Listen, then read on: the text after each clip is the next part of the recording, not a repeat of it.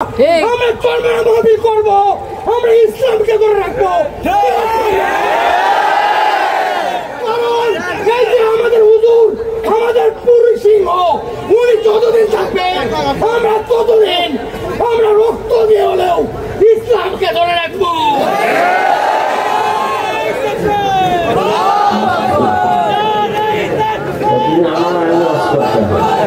হুজুর পাদ্রীরা চায় না আমরা এটা করি, আমরা করবো।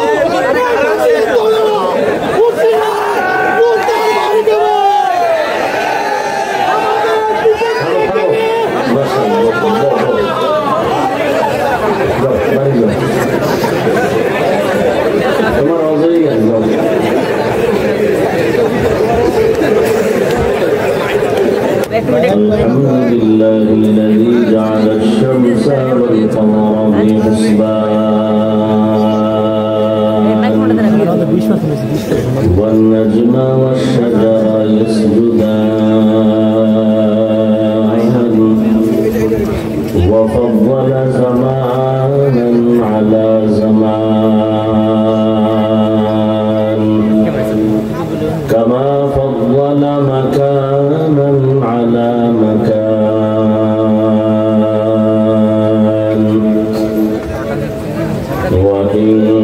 وإنسانا على إنسان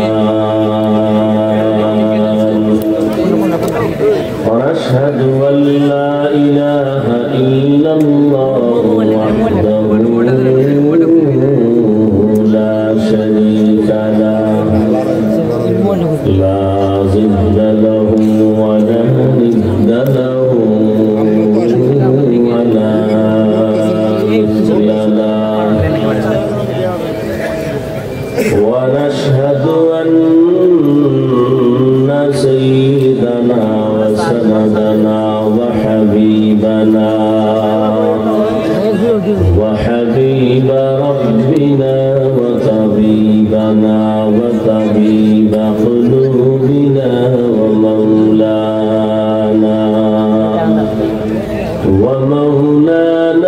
محمدا عبده ورسوله أرسله بالحق بشيرا ونذيرا وداعيا إلى الله بإذنه وسراجا منيرا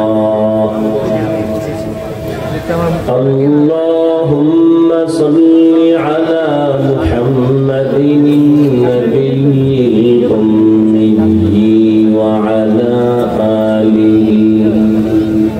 وعلى آله وسلم تسليما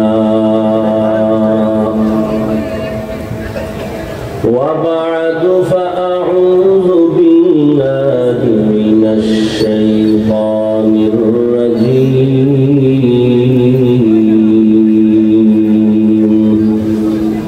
بسم الله الرحمن الرحيم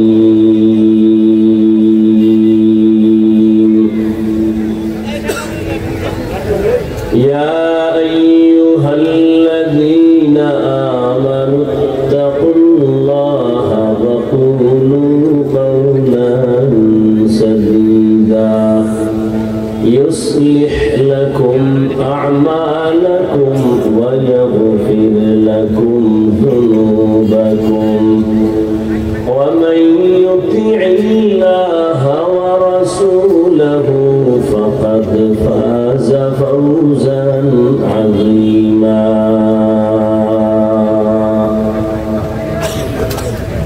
وقال النبي صلى الله عليه وآله وسلم من يضمن لي ما بين لحييه وما بين رجليه أضمن له الجنة أو كما قال النبي عليه الصلاة والسلام صدق الله مولانا العظيم وصدق رسوله النبي الأمي الكريم ونحن على ذلك من الشاهدين والشاكرين والذاكرين والحمد لله رب العالمين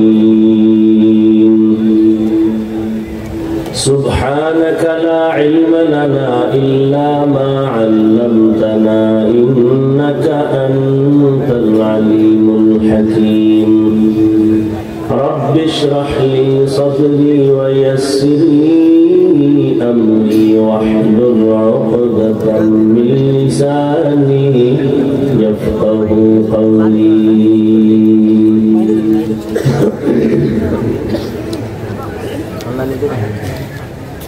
निगाह मुमिन से तू बदल जाती है तकदीर निगाह मुमिन से तू बदल जाती है तकदीर ये बंदा की कुव्वत नहीं कुदरत का इशारा ये बंदा की कुव्वत नहीं कुदरत का इशारा है मर्द खिरत तरक मासी की जरूरत है मर्द खिरत तरक मासी की जरूरत अब सोहबत सालेह की सवा कोई नहीं जा रहा अब सोहबत सालेह की सवा कोई नहीं जा रहा मरदूद है पीछे हमें खबर नहीं लेकिन मरदूद है पीछे हमें खबर नहीं लेकिन एक वक्त में हालात जो अमाल है सारा एक वक्त में हालात जो अमाल है सारा दरगार नामा इब्राहिमिया माद्रासा কর্তৃক আয়োজিত বার্ষিক ওয়াজ মাহফিল 10 ডিসেম্বর 2024 মহতি এ মাহফিলে উপস্থিত মুহতারাম সম্মানিত সভাপতি প্রধান মেহমান আল্লামা নুমান সাহেব দামাত বারাকাতুহুম অন্যান্য হযরত উলামায়ে কেরাম दूर दूरांत থেকে আগত আল্লাহ পাকের আশিকিন জাকিরিন শাকিরিন মুহিব্বিন মুরব্বিয়ান ইজাম কলিজার টুকরা আমার সমবয়সী যুবক বন্ধুগণ স্নেহের ছোট ভাই পর্দার আড়ালে মাইকের আওয়াজ শ্রবণরতা সম্মানিত মা ও বোন আল্লাহ পাকের দরবারে শুকর যে আল্লাহ পাক আমাদেরকে হাজারো লাখো মানুষের ভেতর থেকে বাছাই করে পৃথিবীর শ্রেষ্ঠ মজলিস উলামায়ে আহলে হাদিসের মজলিস গুনাহ মাফের মজলিস তওবা কবুলের মজলিসে হাজির হওয়ার তৌফিক দান করেছেন নিয়ামতের শুকর আদায়ার্থে সকলেই জবান খুলে দিল থেকে পড়ি আলহামদুলিল্লাহ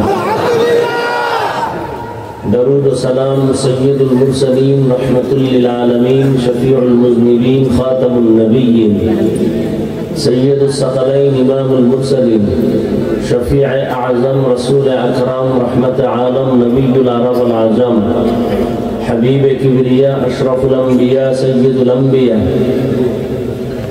شفیع محشر ساقی کوثر آقا نامدار مدینہ کا تاجدار آفتاب نبوت فخر موجودات سید المخلوقات حضرت محمد رسول اللہ صلی اللہ علیہ وآلہ وسلم নবীর নামে দরুদ পড়লেন না কেন এই এলাকা তো আশিকে রসুলের এলাকা না দরুদ পড়েন না কেন জেলাপি নেই এই জন্য হ্যাঁ সবাই জবান খুলে পড়েন আবার পড়েন একবার পড়বেন 3টা পুরস্কার নগদ আল্লাহ দিবেন। প্রথম পুরস্কার 10টা গুনাহ মাফ হয়ে যাবে, দ্বিতীয় পুরস্কার 10টা নেক আমল নামায় যোগ হবে, তৃতীয় পুরস্কার আল্লাহর আদালতে মর্যাদা 10 গুণ বেড়ে যাবে।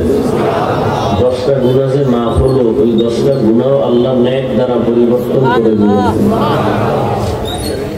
বেশি বেশি দরুদের আমল করেন। আল্লাহর কাছে কি পেশ করবেন জীবনে?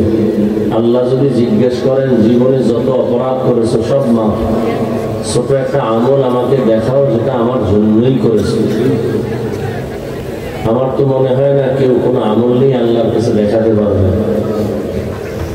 আমরা যে নামাজ পড়ি, জিকির আজকার করি, তেলাওয়াত করি, এগুলো তো সব রিয়ায় ভরা, কিবিরে ভরা। আল্লাহর কাছে এগুলো পেশ করা যাবে। একনিষ্ঠতার সাথে আল্লাহর জন্য কি এমন কোন আমল করেছেন যেটা আল্লাহকে বলতে পারবেন যে আল্লাহ করেছে? আর যদি বলতেই পারেন একুরেট ভাবে, ছোট একটা আমল দেখাইতে পারলেও আল্লাহ তাকে জান্নাত দিয়ে দিবেন। আল্লাহ আমাদেরকে বেশি বেশি দরুদের আমল করার তৌফিক দান করেন।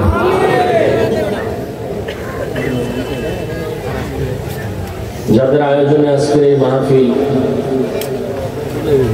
বিশেষ করে এখানে মিজানুর রহমান কবিরা সাহেব তার অক্লান্ত পরিশ্রমের মাধ্যমে আজকের এই ফুলের বাগান, আপনাদের সার্বিক সহযোগিতা, এটাই সাদকায়ে জারিয়া। আয়োজনকারী, সহযোগিতাকারী, দান সৎকারী, সার্বিক সহযোগিতা যেভাবেই করেছেন আল্লাহ সবাইকে কবুল করেন। আমিন। অনেক ওলামায়ে কেরাম আলোচনা রেখেছেন।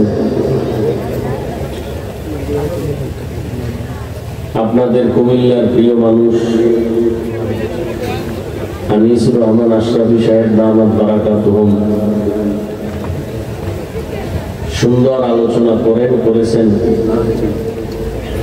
আরো অনেক ওলামায়ে কেরাম,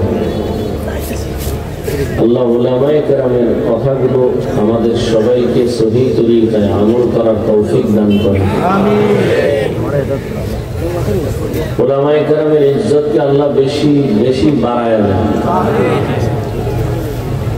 যারা ফেসবুকে আলেমের বিরুদ্ধে লেখে, বিভিন্ন মিডিয়ায় অপপ্রচার চালায়, আল্লাহ তাদের হেদায়েত দান করেন। আমি আপনাদের দোয়া নেওয়ার জন্যই এখানে হাজির হয়েছি এবং সংক্ষিপ্ত কিছু কথা বলার নিয়তে কোরআনে হাকিমের সূরা আহজাবের 2 টুকরো আয়াতে কারিমা তিলাওয়াত করেছি, নবীজির হাদিস থেকে 1 টুকরো হাদিস পড়েছি। ইখলাস রুহানিয়াতের সমন্বয়ে সহিহ নিয়তে, সহিহ তরিকায়, সহিহ কিছু কথা আমাকে বলার মতো, আপনাদেরকে শুনবার মতো আল্লাহ পাক তৌফিক দান করেন। হুজুর, আমি একটা কথা বলার জন্য আপনার কাছে আসছি, অনুমতি দিবে? মানে এটা আমার শখ। আমি একটা কথা বলবো, কারণ আপনি যখন চরমনার মাহফিলে অগ্রণে গেছিলেন, সকলে আমরা বুঝছি, আমরা যখন চরমনার মাহফিলে যাই, বাতিলের লোকেরা খালি আমাদের থেকে ভয় করায়। আমরা ভয় পাবো না, আমরা চরমনার মাহফিল করবো, আমরা ইসলামকে ধরে রাখবো। কারণ এই যে আমাদের হুজুর, আমাদের পুরী সিংহ, উনি যতদিন থাকবেন আমরা ততদিন আমরা রক্ত দিয়ে হলেও ইসলামকে ধরে রাখবো।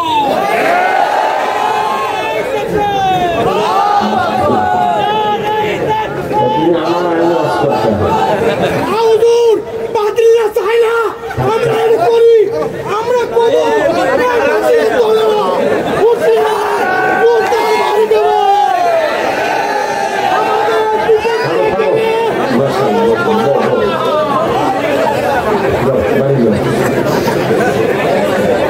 তোমার অজয় একদম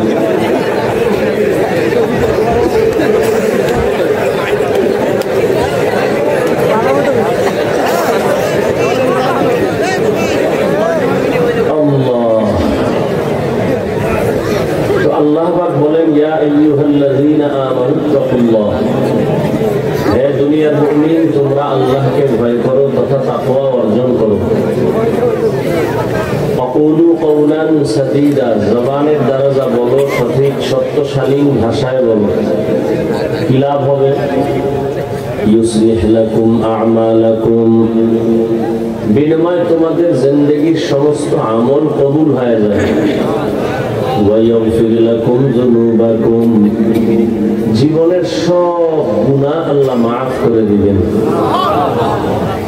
ওয়া ইউতি'িল্লাহ ওয়া রাসূলাহু, যে ব্যক্তি আল্লাহ এবং রাসূলের ইতাআত করবে, ইত্তেবা করবে, অনুসরণ অনুকরণ করবে, ফাকাদ ফাযা ফাওজান আযীমা, অতঃপর তাদের বিজয়টা হবে চূড়ান্ত বিজয়, অর্থাৎ সে বিনা হিসাবে জান্নাতে যাবে। নবীজি বলেন, মান ইয়াজমান লি মা বাইনা লাহইহি ওয়া মা বাইনা রিজলাইহি আজমান লাহুল জান্নাহ। হে উম্মত, যদি দুই জিনিস হেফাজতের জিম্মা নাও, আমি রাসূল তোমাকে জান্নাতে নেওয়ার জিম্মা নিব। প্রথম জবানের হেফাজত করো, দ্বিতীয় লজ্জাস্থানের হেফাজত করো। নবীজি বলেন, এই দুই জিনিসের হেফাজত যারা করবে, আমি রাসূল তাকে জান্নাতে নেওয়ার জিম্মা নিলাম।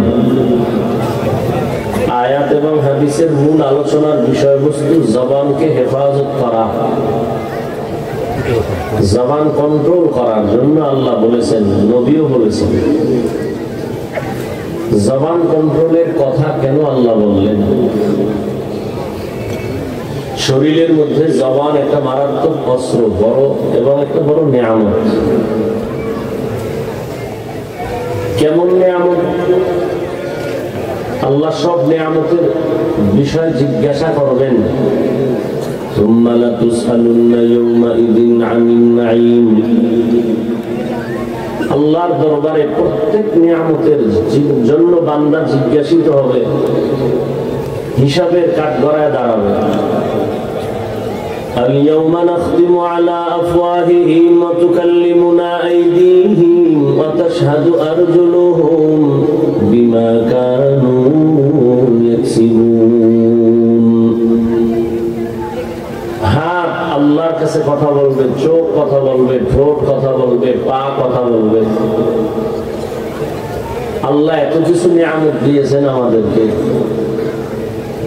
তো জবানকে হেফাজত করার কথা বললেন কেন? বড় এক নিয়ামতই আমাদের জবান। আমাদের সমাজে পশু আছে, চার পাওয়ালা পশু আছে না? একটু খেয়াল করেন তো, আমাদের হাত আছে, চোখ আছে, কান আছে, পা আছে, পেট আছে, ক্ষুধা আছে, খানা আছে।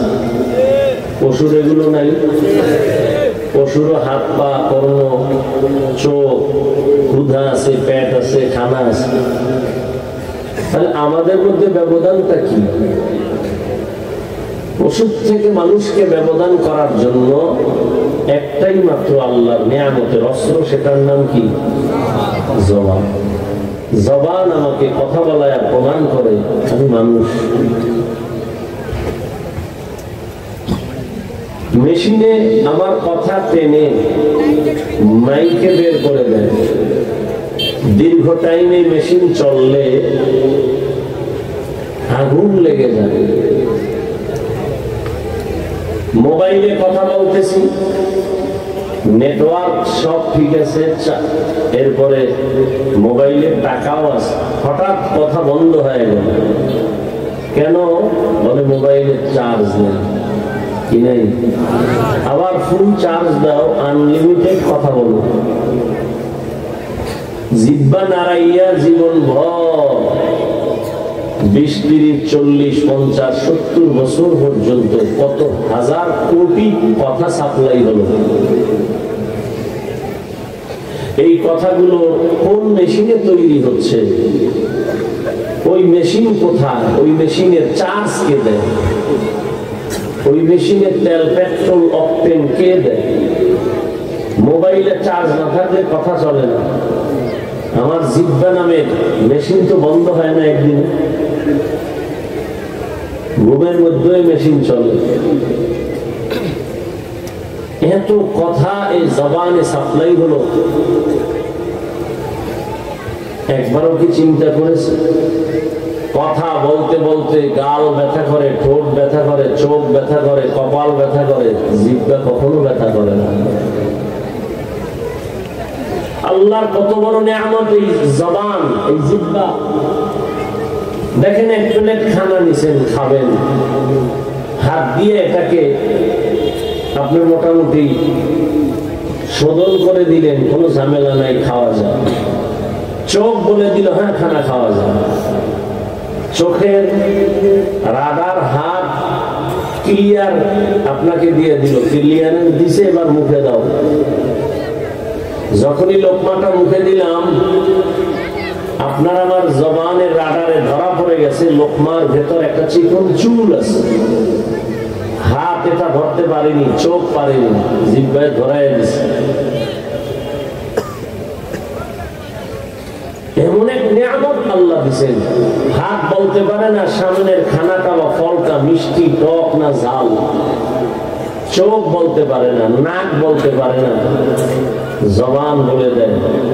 একটা ফল খাচ্ছেন একই টাইমে, একটার মধ্যে টক ঝাল মিষ্টি আছে, জিহ্বায় বলে দেয় একই টাইমে। এটা আলাদা আলাদা না, এটা টক, এটা এরপরে মুখে দাও ঝাল, এরপরে দাও মিষ্টি, না একত্রে দাও।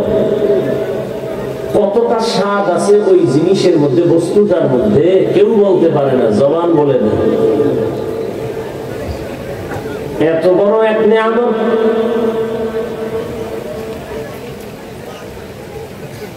এটা যেমন নিয়ামত, তেমন আবার একটা মারাত্মক, একটা বিশাল বড় ক্ষতির কারণের অস্ত্র। এজন্য আল্লাহকে কন্ট্রোল করো। কেমন অস্ত্র? ব্লেড যেমন ডানে বামে সামনে পেছনে ধার কেটে ফেলে, ঠিক জিহ্বাটাও এমন মারাত্মক অস্ত্র। হাদিসে নবী বলেন, প্রতিদিন সকালবেলা হাত আল্লাহর কাছে জবানের খারাপিয়াত থেকে, শারারাত থেকে পানা চায়। ও আল্লাহ, জবান থেকে পানা দাও। কান পানা চায়, চোখ পানা চায়, কোন প্যাচ লাগায় দেয় জবান, আর ভিডাটা আমার হাতের উপরে লাগে। জবানের একটা কথার কাছে পড়ে কানের উপরে কে একটা থাপ্পড় দিয়ে দেয়, আল্লাহ জবান থেকে আমাকে পানা দাও। জবান এমন এক মারাত্মক অস্ত্র। একটা অমুসলিম জবানকে ঘুরায় বলল লা ইলাহা ইল্লাল্লাহ মুহাম্মাদুর রাসূলুল্লাহ, এখন আর সে অমুসলিম নাই, কি হয়ে গেছে? কথা বলতে হবে। আবার এই জিহ্বাটাই কিন্তু একই। যদি বলে কোরআন মানি, হাদিস মানি, আল্লাহ মানি, নবী মানি, কিয়ামত মানি, সব মানি, তবে ইসলামের রাজনীতি মানি না। আর আছে ইমানের দরজা বন্ধ হয়ে গেছে। আমাদের সমাজে মুসলমান কেমন যেন মাথার মধ্যে একটা কঠিন ভাইরাস ঢুকেছে। কি? ইসলাম আর রাজনীতি সম্পূর্ণ আলাদা না, কখনোই না। ইসলাম এটাই রাষ্ট্রনীতি, রাষ্ট্রনীতি ইসলাম। কোনটা গায়ের না, আলাদা না। রহমতের নবী রাষ্ট্র চালাইছেন কিনা জানা থাকলে বলেন তো। আবু বকর, ওমর, ওসমান, আলী রাদিয়াল্লাহু আনহুম আজমাইন রাষ্ট্র পরিচালনা করছেন কিনা? করছেন। সুলাইমান নবী, ইউসুফ নবী, ঘটনা কোরআনে নাই। কেন বলেন কোরআনে রাজনীতি নাই? হ্যাঁ, আপনার ধান্দাবাজি আর চান্দাবাজি এটা কোরআনে নেই। চান্দাবাজি আর ধান্দাবাজির কথা ইসলামে নাই। মানুষ জবাই করো ইসলামে নাই। চুরি করো, দুর্নীতি করো, এটা ইসলামে নাই। ইসলামে আছে গরিবের কর্মচারীর ঘাম পড়ে যাওয়ার আগে তার পাওনাটা পরিশোধ করে দাও। ইসলামে আছে মালিক যে প্লেটে খাবে গোলাম একই প্লেটে খাবে। এই যে ইসলাম একটা শান্তির বার্তা বহন করে, এই কথাটা সমস্ত চান্দাবাজেরাও জানে, ধান্দাবাজেরাও জানে, মানে না কেন? ওরা জানে ইসলাম ছাড়া শান্তি নেই, এরপরও মানে না কেন? মানলে চুরি বন্ধ হয়ে যাবে, দুর্নীতি করতে পারবে না। এজন্য ওরা ইসলাম চায় না, মানুষের অন্তরকে ব্রেনকে আই ওয়াশ করে ফেলেছে। ইসলাম আর ধর্ম, রাজনীতি আর ধর্ম এক না। এজন্য মানুষ বলে বয়ান করেন, ওয়াজ করেন, রাজনীতি করবেন না। তাহলে কোরআন শরীফ থেকে রাষ্ট্রনীতির আয়াতগুলোকে তুমি আলাদা করে দাও।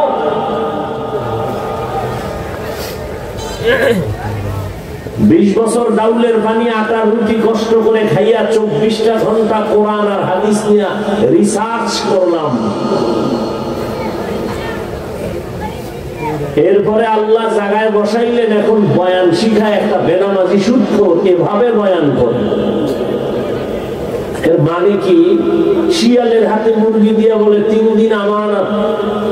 শিয়াল বলে দোয়াও চাই, মাফও চাই, 3 দিন কেন, 1 দিনও না। জিন্দা কেন, মরাও ফেরত দিতে পারবো না, দোয়া চাই। শিয়ালের হাতে মুরগি দিলে যা হয়, ধর্মের চাবি সুদখোর আর বেনামাজির হাতে দিলে তো তাই হবে। দিছে কারা? জিব্রাইল। সুদখোর বেনামাজির হাতে ধর্মের চাবি কে দিয়েছে? বলেন, সত্য কথা স্বীকার করেন না কেন? আপনারা দিয়েছেন। ইসলাম চাই বলেছেন, ভোটের আগের রাত্রে পচা টাকা খাইয়া সকালবেলা কিবলা ঘুরায় ফেলছেন। হুজুরের দিয়ে কিছু হবে না, হুজুরেরা কি করবে, হুজুর দিয়ে কিছু হবে না। হ্যাঁ, হুজুর দিয়ে কিচ্ছু হবে না, তবে লিখো হুজুর ছাড়া কিচ্ছু হবে না। ছাত্র জনতার বৈষম্য বিরোধী আন্দোলন সফলতার চা ডুবিত হওয়ার পেছনে উলামায়ে কেরামের অবদান অস্বীকারী এ পৃথিবীর নিকৃষ্ট মুনাফিক। উলামায়ে কেরাম আন্দোলনে নামছে না নামে নাই? ছাত্ররা নামছে না নামে নাই? নামছে। কেন নামছে? আমরা ক্ষমতায় যাব। কোন আলেম বলছে উপদেষ্টারে নামাও, আমরা হুজুররা বসবো? বলছে? বলে নাই। হুজুরেরা বলছে আমরা ক্ষমতার চেয়ার চাই না, এ জাতিকে জুলুম থেকে বাঁচাতে চাই। যে থাকো চেয়ারে সতর্ক, আবার জুলুম করলে আবার আন্দোলন হবে। মুসলমানের আন্দোলন একদিন না, একবার না, বারবার। মুসলমান জীবন একবার দেয় না, বারবার দেয়। তবে জাতি তুমি লিখে রাখো স্বর্ণাক্ষরে, প্রয়োজনে 200-300 টাকা খরচ করে একটা ব্যানার করো, রাস্তার মোড়ে মোড়ে টানাও। তোমার জীবনে যত বন্ধু পেয়েছো সব চান্দাবাজ আর ধান্দাবাজ, নিরেট নিঃস্বার্থ তোমার কলিজার একমাত্র আপন বন্ধু উলামায়ে কেরাম। এই জাতিকে নিয়ে উলামায়ে কেরাম যে ভাবনাটা ভাবেন, পৃথিবীর কেউ ভাবে না। সব নিজের চেয়ার নিয়ে ভাবে, দল নিয়ে ভাবে, উম্মত নিয়ে ভাবে শুধু উলামায়ে কেরাম। উলামায়ে কেরাম নিজের পজিশন নিয়ে ভাবে না। ইমামতি থাক না থাক টেনশন নাই, বয়ান হোক না হোক টেনশন নাই। এ জাতিকে জুলুম থেকে বাঁচাতে হবে।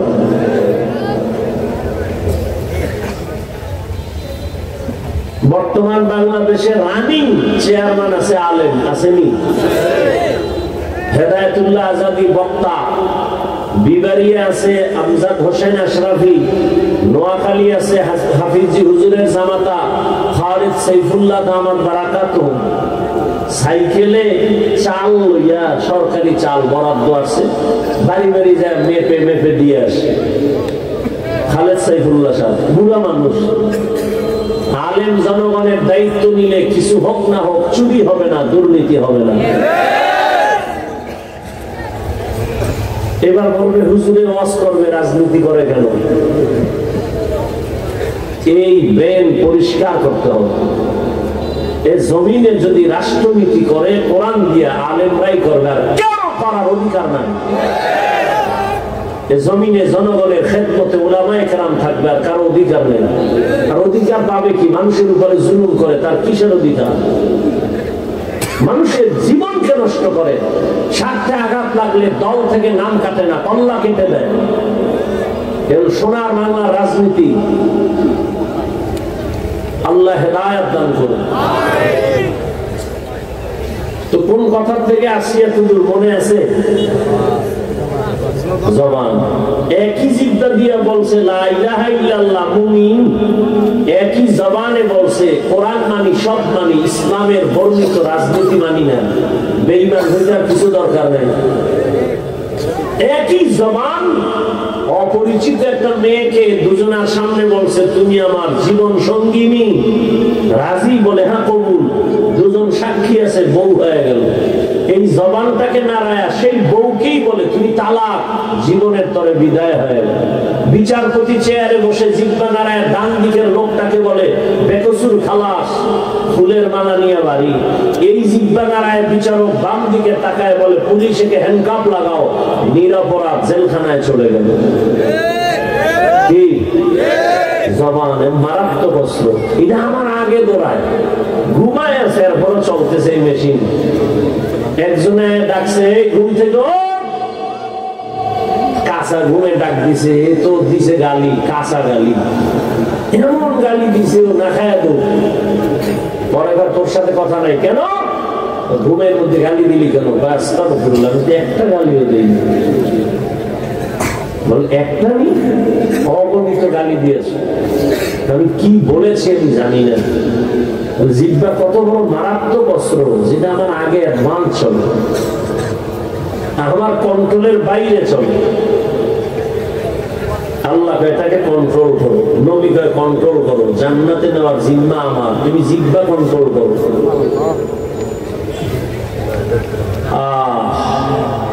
জবান এটা কন্ট্রোল কেমনে করি? হাত অন্যায় করে এটাকে বেঁধে দিলাম আর অন্যায় করবে না। পা অন্যায় করে বেঁধে দাও, পা অন্যায় করবে না। চোখ অন্যায় জিনিস দেখে সামনে নেকাব লাগাও, কালো চশমা লাগাও, চোখ আর সামনে খারাপ কিছু দেখবে না। কানের ভেতরে পট্টি লাগায় দাও, খারাপ আওয়াজ আর কানে নিবে না। হাত কন্ট্রোল করলাম, পা করলাম, চোখ করলাম, কান করলাম, জবানটারে কেমনে করি? রশি দিয়া বাঁধা যাবে?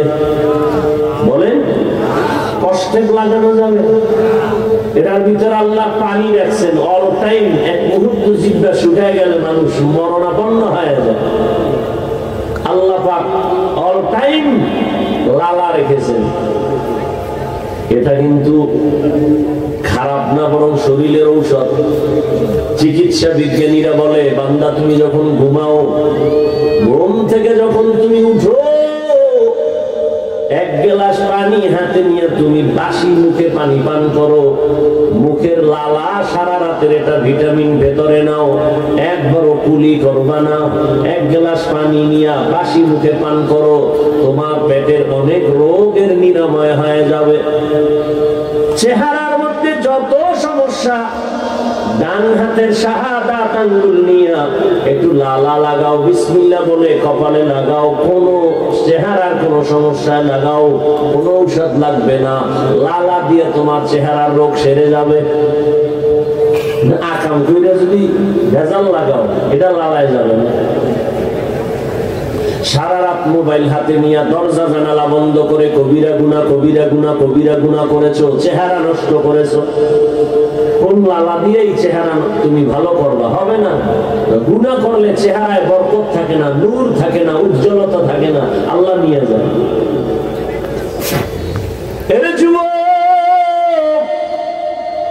40 বছর পর্যন্ত তোমার চেহারাটা নষ্ট হবে না, চেহারার উজ্জ্বলতা যাবে না।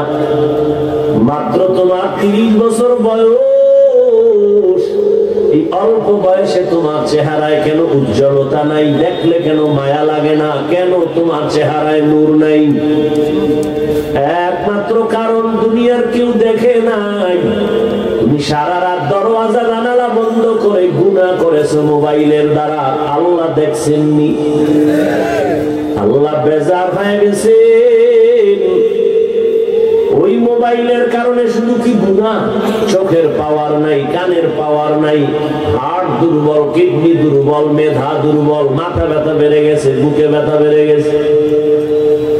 এই একটা গজবের মোবাইলকে কেন্দ্র করে কত রাতের ঘুম নষ্ট করেছো। অথচ রাতের ঘুম হলো শরীরের মহা ঔষধ। দিনে তুমি 12 ঘন্টা ঘুমাও, রাতের 1 ঘন্টা ঘুমের বরকত 12 ঘন্টায় পাবা না। রাতের ঘুম শরীরের মহা ঔষধ। তাও কিন্তু আল্লাহ ফ্রি করে দিয়েছে। তুমি মোবাইল দিয়ে সারা রাত ঘুম নষ্ট করেছো। এই মোবাইলের দ্বারা তোমার লেখাপড়া ধ্বংস হয়ে গেল, চরিত্র ধ্বংস হয়ে গেল, তোমার শরীর ধ্বংস হয়ে গেল, জীবন যৌবন শেষ। তোমার মধ্যে আছে বলতে কিছু নেই, আছে একটা রুহু, এটা গেলে শেষ। ও যুবক বাবা, তোমার মধ্যে আছে বলতে কিচ্ছু নাই। মেধা নাই, চোখের পাওয়ার নাই, কিডনি নাই, হার্ট নাই, চরিত্র নাই, মা বাবার সাথে ভালো ব্যবহার নাই, শিক্ষকের সাথে ভালো আচরণ নাই, আছে রুহু। এটা চলে গেলে তুমি শেষ। তোমার জিন্দেগি পুরাটাই বরবাদ। একটা মোবাইলকে কেন্দ্র করে মায়ের টাকা চুরি করছো, বাবার টাকা চুরি করেছো। এই মোবাইলকে কেন্দ্র করে মায়ের সাথে কত পরিমাণ বেয়াদবি, বাবার সাথে বেয়াদবি, শিক্ষকের সাথে বেয়াদবি, শুধু এই মোবাইলকে কেন্দ্র করে। আল্লাহ হেদায়েত দান করুন। জবানকে কন্ট্রোল করো। হাত কন্ট্রোল করা সহজ, কিন্তু জবানটারে কেমনে কন্ট্রোল করি, এটা কষ্টের দিয়েও তো বাধা যায় না, রশি লাগানো যায় না। আল্লাহ বলেন, আমার কুদরতে একটা মেডিসিন দিলাম, ওই মেডিসিন যদি তুমি ব্যবহার করো, জিহ্বা কন্ট্রোল হয়ে যাবে। ওই মেডিসিনটা দুনিয়ার কোন দোকানওয়ালা দিবে না, আমি দয়া করে দিলাম। ওই মেডিসিনের নাম হলো তাকওয়া। के दारत खौफे हक़दार दिल मदाम जन्नतुल मअवा देहद उरा। ব্যারাম কি? মরতে যাও না বাঁচতে যাও?